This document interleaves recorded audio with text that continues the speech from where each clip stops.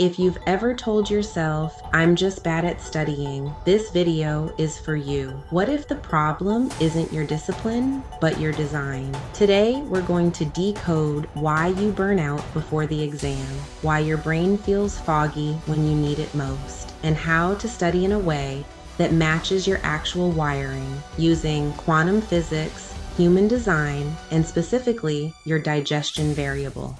By the end of this video, you'll have a simple, practical way to become the architect of your learning instead of forcing yourself through someone else's study routine. If you're new here, we're the founders of Quantum Sovereignty, where we help you reclaim inner leadership and architect a life of aligned, sustainable growth. Let's get into it. Let's start with the core problem. You've probably tried to fix your studying with more willpower. Longer hours, more coffee, more flashcards, another productivity system. But in physics, if you apply more and more force against the wrong structure, you don't get better results, you get collapse. In the quantum field, information is everything. Your brain is a living quantum processor, constantly taking in data, collapsing possibilities, and turning them into decisions, memories, and actions. Human design calls one piece of this process digestion. Most people think that's just about food. It's not. Your digestion variable is about how you best take in the world, information, environments, even emotional input. It's your information architecture. If you're studying in a way that fights your natural digestion, it's like trying to run high-level quantum computations on a fried circuit board. The more you push, the more you fry your system. Burnout isn't a moral failure. It's a sign that your method is misaligned with your mechanics. In quantum physics, observers don't just watch reality, they shape it. Your attention determines which possibilities collapse into your lived experience. Studying is basically you directing your attention at specific packets of information long enough for them to stick, to collapse into understanding, memory, and skill. Now, if your attention is being asked to behave in a way that doesn't match its design, you experience brain fog, restlessness and boredom, overwhelm and shutdown, or that awful I studied for hours and remember nothing feeling. Human design gives us a map of your attention and digestion style. We won't go into all the technical layers in this one video, but we're going to work with two simple ideas: how you best process information, the conditions under which your brain actually says, yes, I can digest this. We want you to listen for which patterns feel like you. First, let's talk about processing style. Some of you are what we'll call consecutive processors. Some of you are alternating processors. If you're more consecutive, your brain wants to focus on one thing at a time. You study best when you go step by step in a linear sequence. Multitasking, switching subjects constantly, or having 10 tabs open drains you.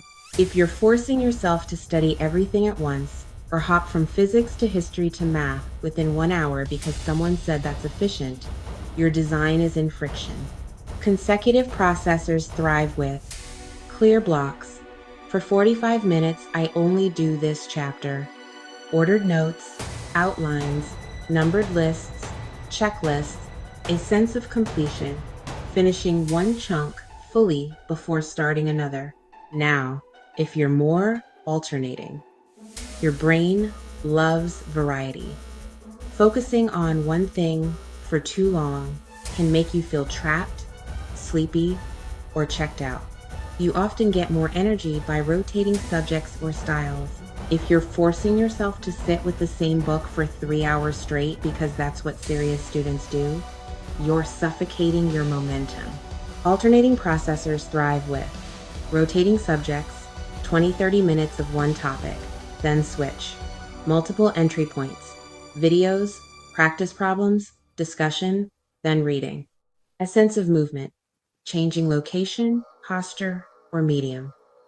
Pause for a moment and ask yourself, When have I felt most alive while learning? Was I deep in one thing or playfully moving between a few? That's your design speaking.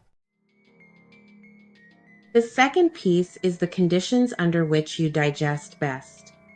In human design digestion, some people are what we can metaphorically call hot processors. Some are more cold. Hot learners thrive on intensity, urgency, a bit of pressure. Study well with live discussions, group sessions, timers, and deadlines. Need their brain warmed up talking it out, teaching someone else, active recall. If you're a hot processor trying to study in a quiet, slow, totally calm environment all the time, you may feel dull, unfocused, or unmotivated. You need some heat, engagement, stakes, energy. Cold learners thrive when things are calm, spacious, and unrushed. Need time for information to settle, integrate, and be revisited.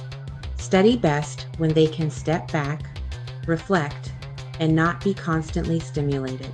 If you're a cold processor trying to cram in noisy libraries, group chats, or chaotic last-minute marathons, your nervous system is too hot to digest anything. So ask yourself, do I learn better when the energy is high and engaged? Or when the temperature is turned down and I have room to breathe? From a quantum lens, hot and cold here are about energy states of your attention. You're not wrong for needing one or the other. You just need to architect your study environment to match. Let's translate all of this into something you can use for your next exam or certification. Step 1. Name your processing style. More consecutive or more alternating? Plan your study sessions accordingly. Consecutive. One subject per block, deep and linear. Alternating. Rotate subjects or formats every 20-30 minutes. Step 2. Name your preferred condition. More hot or more cold. Match your environment. Hot, group study, timed drills, active recall, teaching others. Cold, quiet space, solo review, written reflection, slow repetition. Step 3. Build your study ritual example for a consecutive plus cold student. Choose one chapter, 45 minutes of focused reading and notes. No switching. Short break in silence. 20 minutes reviewing key points and writing a calm summary. Example for an alternating plus hot student. 20 minutes of practice questions. 20 minutes of teaching the concept out loud or to a friend. 20 minutes of video or interactive resource on the same topic. Keep the energy moving and the stakes slightly elevated. This isn't about being perfect. It's about practicing inner leadership. Listening to your design, not just the noise of study hacks on the internet. Every time you choose alignment over force, you reduce friction. And in physics, when friction drops, momentum becomes effortless. If you're feeling the truth of this in your body, that you're not broken, you've just been learning against your design. This is exactly the work we do inside Quantum Sovereignty and our Sovereign Accelerator program. Link in the description. We help students, professionals, and entrepreneurs build education and test prep strategies that honor their human design and their nervous system, so success becomes sustainable, not sacrificial. Join us if you want to go deeper. You can also drop a comment with consecutive or alternating and hot or cold. Tell us which patterns you recognize in yourself. You can also share one study habit you're going to change after this video. And if you're ready for personalized support, check the description for ways to work with us on design aligned, study and test prep, inner leadership and personal transformation, conscious, aligned business creation. You are not here to grind yourself into the ground for a grade. You're here to architect a life where your learning, your growth, and your success are in quantum alignment. If this resonated, subscribe to Quantum Sovereignty, and we'll see you in the next video.